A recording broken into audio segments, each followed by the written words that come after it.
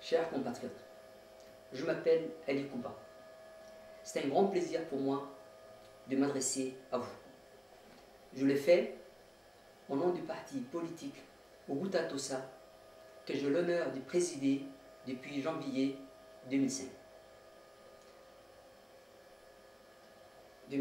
Comme vous le voyez, notre formation s'est donné un nom en Afar, Oguta, et un nom en Somalie, Tossa, qui signifie levez-vous, défendez-vous, ouvrez les yeux. Ces noms ancrent dans la réalité linguistique nationale nos revendications politiques.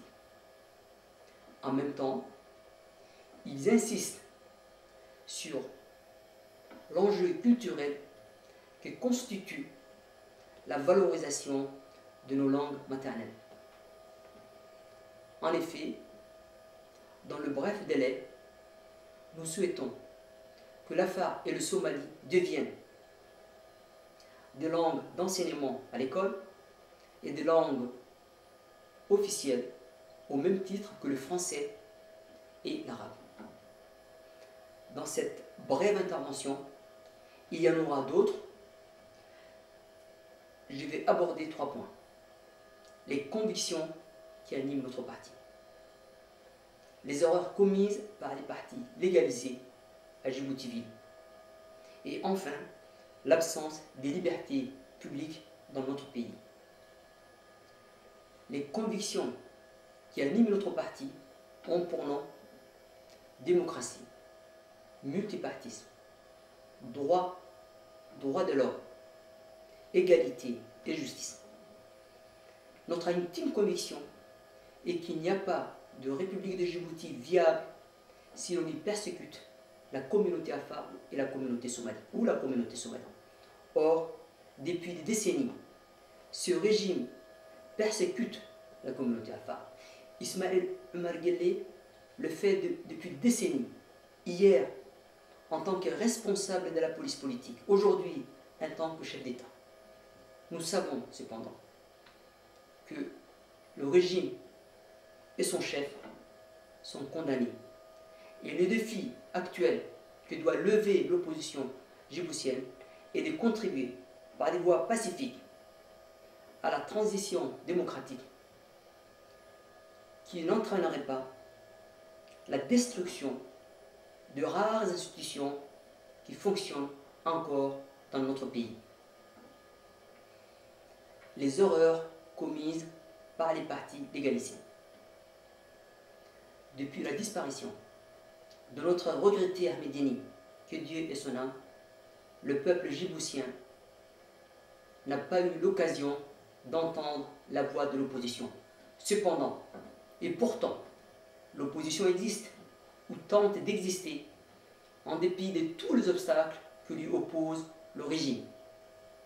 Notre famille politique a commis 2 erreurs majeures. Premièrement, elle a adopté le silence et l'attentisme comme stratégie. Comportement irresponsable, comportement totalement improductif qui a eu pour effet de laisser le champ libre à l'extrémisme gouvernemental. La confrontation sous forme de manifestations de rue avec ce régime liberticide est inévitable. Quoi qu'on fasse, il faudra que nous descendions dans la rue et exigions l'instauration de la démocratie. Bien sûr, le régime va réagir. Il y aura des échauffourées, il y aura certainement des blessés, mais la violence ne sera pas de notre fait. Et un autre élément à souligner, le régime ne pourra pas emprisonner toutes les femmes et tous les hommes qui sont épris de liberté à Djibouti. Deuxièmement, l'opposition a commis une autre erreur. Elle a laissé le régime continuer ses œuvres de destruction alors qu'aux élections présidentielles 2005, elle avait isolé le candidat, le président sortant, qui fut, vous vous souvenez, le seul candidat en lice.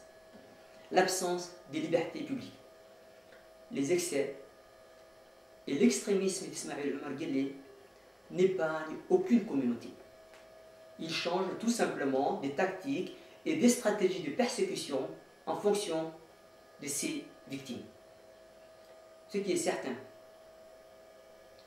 ils ne supportent pas le débat démocratique, qui affaiblirait son pouvoir personnel. Et pour rester au pouvoir, ils usent de la démagogie et de la corruption. Pour rester au pouvoir, ils mènent une guerre économique absurde et suicidaire contre la majorité écrasante de la population djiboutienne. Laissez-moi vous donner des exemples concrets. Alors qu'on prétend que la République de Djibouti est un État démocratique, il n'y a ni de démocratie, ni de liberté d'expression, ni de presse libre, ni d'espace public ouvert aux associations, aux syndicats, aux partis légalisés ou aux personnalités politiques indépendantes. L'opposition légalisée est réduite au silence. Elle n'a pas le droit de manifester, elle n'a pas le droit de publier ses organes internes d'information et de sensibilisation à destination de ses militants. Ces mesures sont en violation totale avec l'article 6 de la Constitution de décembre 1992 qui stipule « Les partis politiques concourent à l'expression du suffrage. Ils se forment et exercent leur activité librement dans le respect de la Constitution, des principes de la souveraineté nationale et de la démocratie. » Mais quelle démocratie y a-t-il à Djibouti? Jean-Paul Noël Abdi, président de l'Association djiboutienne des droits de l'homme, est régulièrement jeté en prison parce qu'il a le courage de dénoncer l'arbitraire et les exactions des autorités djiboutiennes contre la population civile. C'est la manifestation la plus flagrante de